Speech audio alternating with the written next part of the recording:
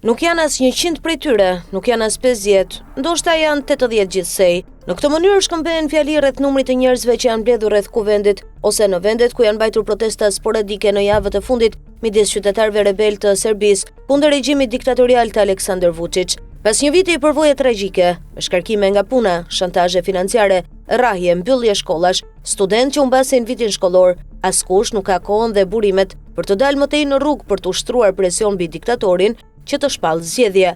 Kjo është e qartë, vetëm në raste të jashtëzakonshme, nga thellësitë e rebelimit dhe arsye frymëzuese. Megjithatë, Aleksandar Vučić, një frikacak, nuk duhet i shpallë ato zgjedhjet. Ai e di që megjithëse nuk ka më dhjetra qindra mijëra njerëz në rrugë, ai e di që po i humbet zgjedhjet, se të njëjtët njerëz që dolën në rrugë për një vit dhe rrezikuan ekzistencën e tyre fizike, jo vetëm ekzistencën e tyre financiare, nuk do të punojnë më në atë shkallë. Ajo kohë ka kaluar.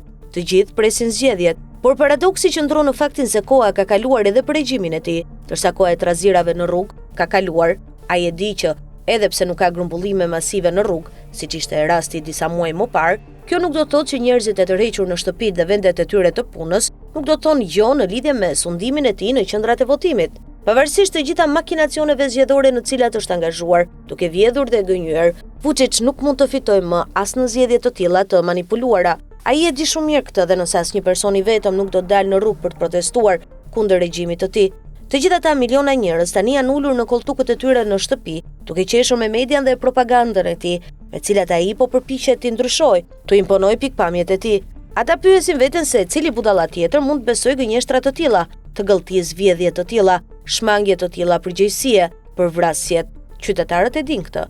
Ata thjesht po presin të shkojnë në qendrat e votimit dhe të votojnë jo kundër Vučićit dhe pastaj të dalin në rrugë në numrin më të madh ndonjëherë për të mbrojtur vullnetin zgjedhor. Ky është mangthi i Vučićit. Ai nuk interesohet më për protestat parazgjedhore, nuk interesohet më për asgjë tjetër përveç ditës së zgjedhjeve dhe ditës pas saj.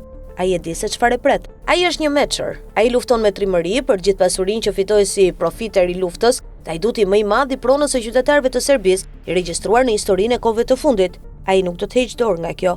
Ai kurrë nuk do të shpallë zgjedhje.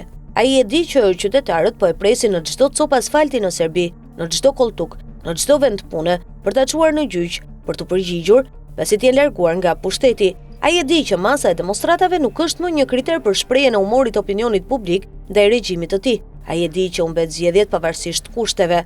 Presidenti Vučić është i mirë. Protesta nuk dështoi. Protesta pati sukses. Nuk ka më nevojë të mbahet një demonstratë masive në rrugët e Serbisë.